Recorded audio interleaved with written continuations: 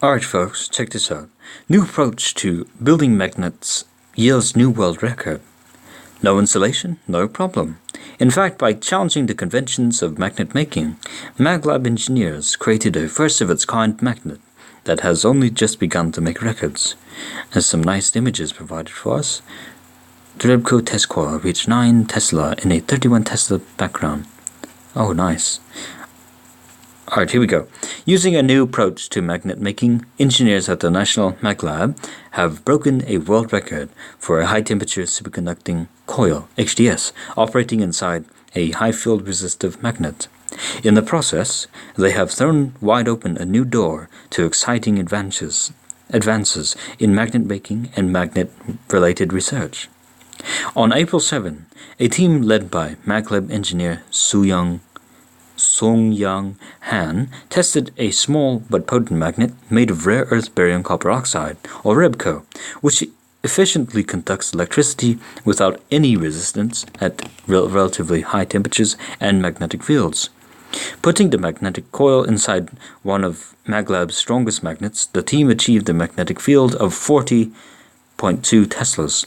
Tesla is a measure of magnetic field strength. A typical refrigerator magnet has a field of 0.01 Teslas.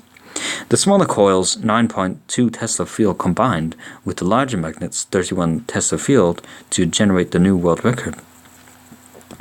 In addition to eclipsing the previous record of 35.4 Tesla, the test demonstrated the impressive potential of a new way of making high-field magnets and the ability of magnetic material to continue to superconduct even in a very high magnetic field. Scientists use magnets to study materials, chemical compounds, and biological processes, all of which reveal secrets when exposed to high magnetic fields. The high fields are created by running very large amounts of electrical current through conductors. Resistive magnets use silver and copper as conductors, while superconducting magnets use special materials that carry current with perfect efficiency, but usually at very low temperatures. Either way, the more electricity used, the higher the field of the magnet. Using an inventive approach that challenged the conventions of magnet making, Han and his team were able to jettison extra materials that contributed to nothing of the magnet's field.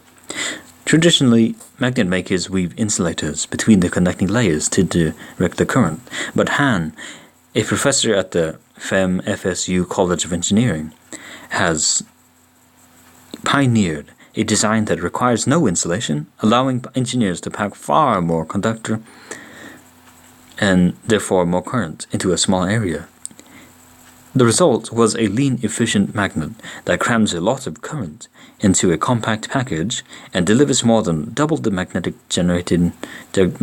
field that's generated and the power therein per square millimeter than the previous record.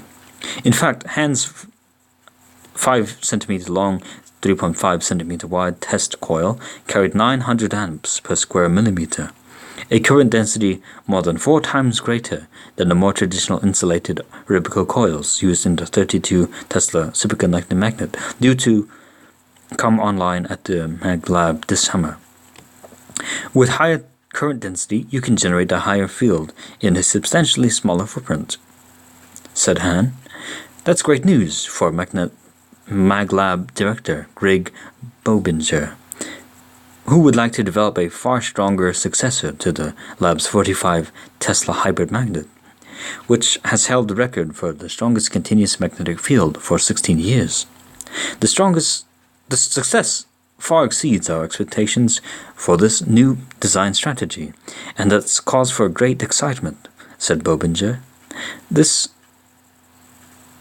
It's a huge endorsement of this new no-insulation technology, which may be critically important to advancing other magnet technologies, including a future 60 Tesla hybrid magnet. Certainly, the magnet's design, which boasts a stronger conductor and a better ability to withstand electrical damage than insulated magnets, was central to its success. But 2 other factors were critical in the project: the very latest HDS superconducting tape, and the highly skilled team of magnet builders from the lab's Applied Superconductivity Center and Magnet Science and Technology Division. The superconducting Rebco used in the magnet came in the form of a thin tape that represents the cutting edge of HDS technology. The results of a close collaboration between the MagLab and tape's manufacturer, Superpower Inc.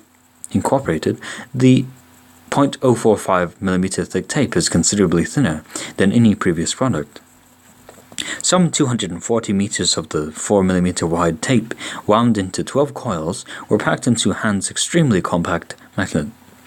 Without this new conductor, it would have been very difficult to come this far, said Han.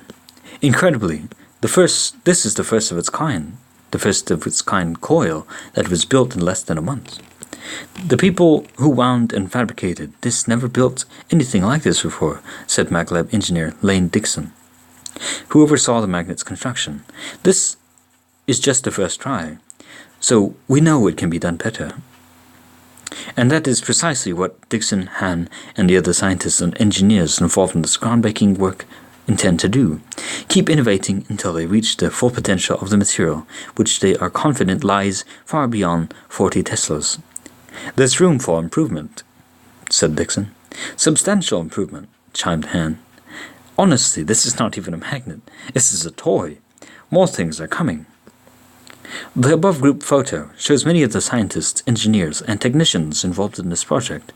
Left to right, they are Kwang-Min Kim, Kwang Glock Kim, Dmitro Abramov, Jan Jarosinski,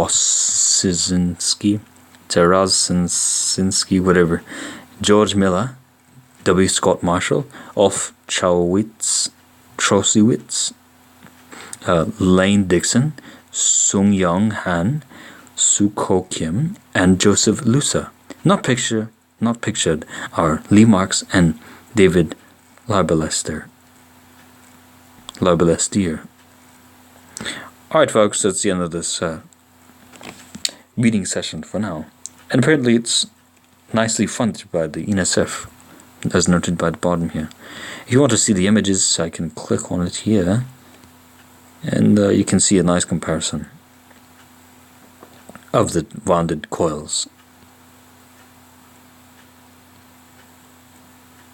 And there's the scientists. Alright folks, nice reading session with you. Cheerio.